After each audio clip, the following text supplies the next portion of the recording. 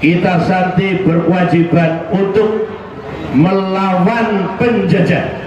70 kiai yang alim lebih rendah daripada telapakan Habib yang goblok. Ini kira-kira bentuk penjajahan apa bukan?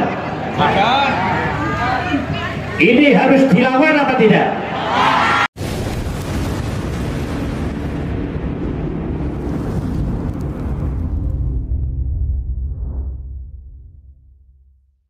Yang kita hormati bersama pengurus PAC anak cabang Muslimat Aliyah. Semoga beliau-beliau diberi hidayah oleh Allah Subhanahu wa taala. Muslimat semakin jaya. Tidak lupa kepada pengurus anak cabang Fatayat, anak cabang GP Ansor, Banser, dan seluruh pengurus NU yang ada di Kecamatan Aliyah, ranting NU, ranting Fatayat, ranting Muslimat, dan GP Ansor seluruh Kecamatan Aliyah yang kita hormati bersama. Hadirin wal hadirat rahimakumullah.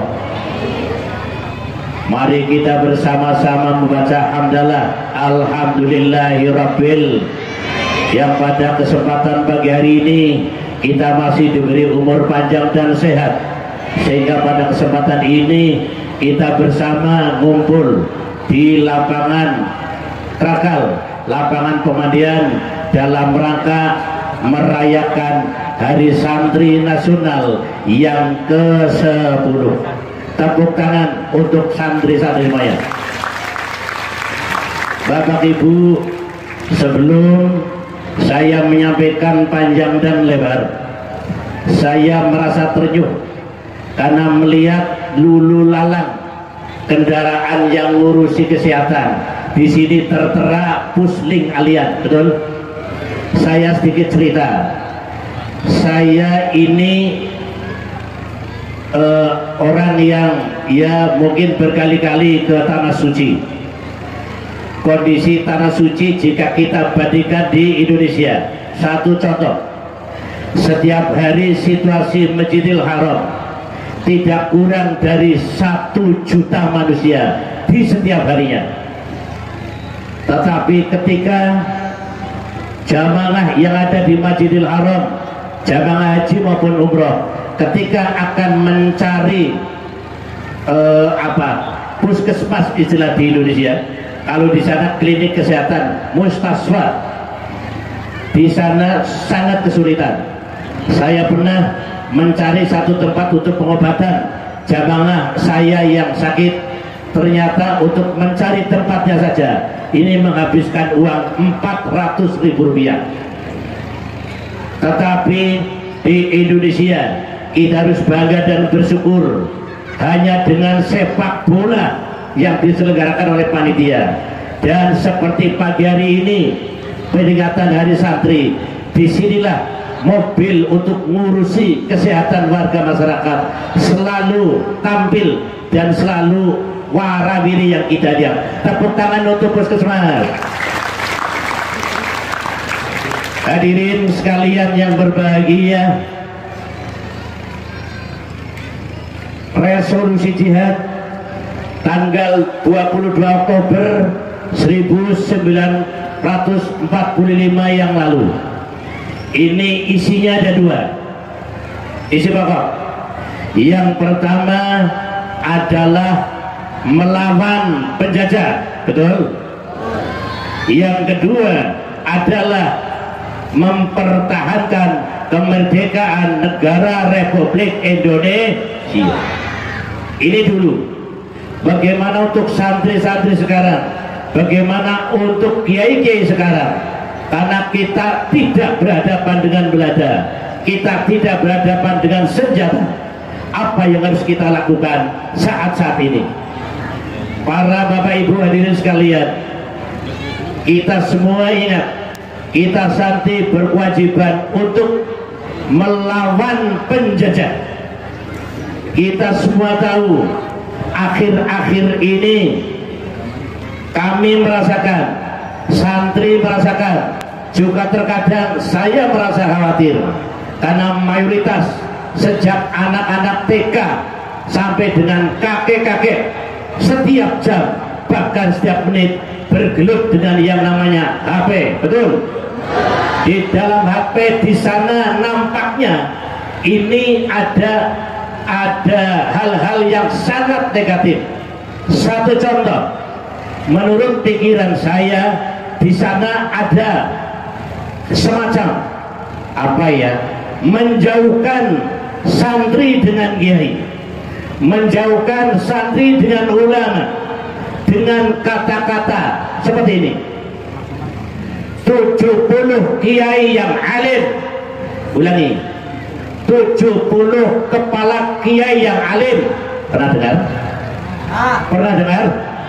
70 kiai yang alim lebih rendah daripada telapakan Habib yang goblok. Ini kira-kira bentuk penjajahan apa bukan? Ini harus dilawan apa tidak? Ini adalah bentuk memisahkan antara santri dengan kiai. Saya berpikir 20 tahun, 30 tahun ke depan, ini santri Indonesia tidak mau belajar, tidak mau ngaji dengan kiai-kiai pribumi. Mereka akan menolak, pokok guru saya harus Habib walaupun jahil, ahli maksiat, ahli durhaka, dan seterusnya. Ini adalah bentuk penjajahan yang nyata. Setuju? Setuju?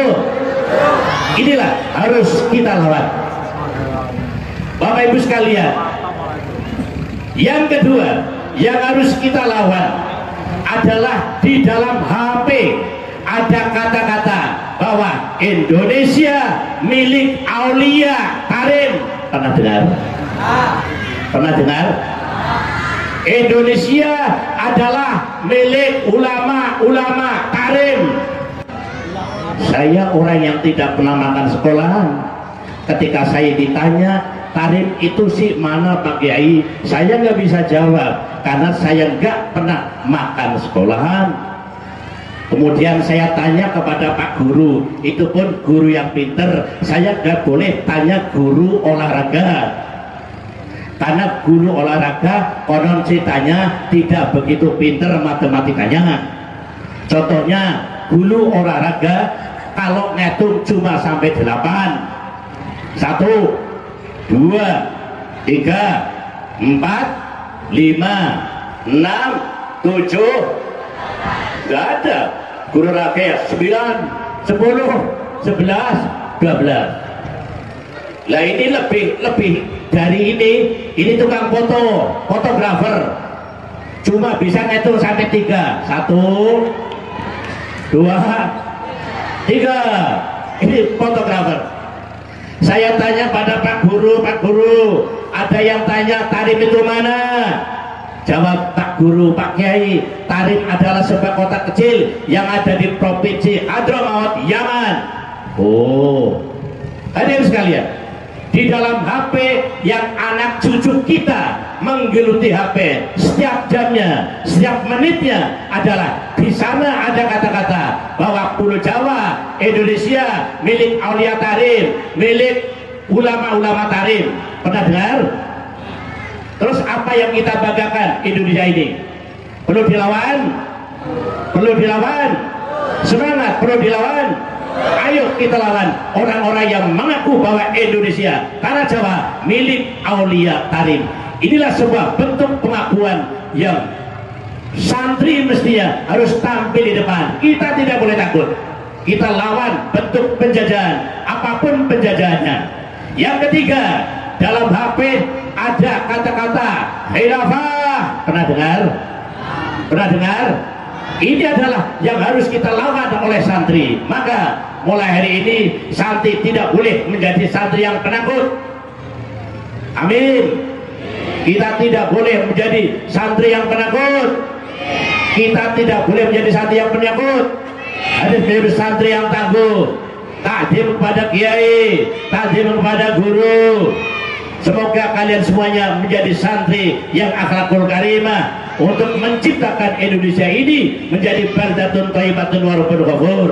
Sekian, wassalamualaikum warahmatullahi wabarakatuh.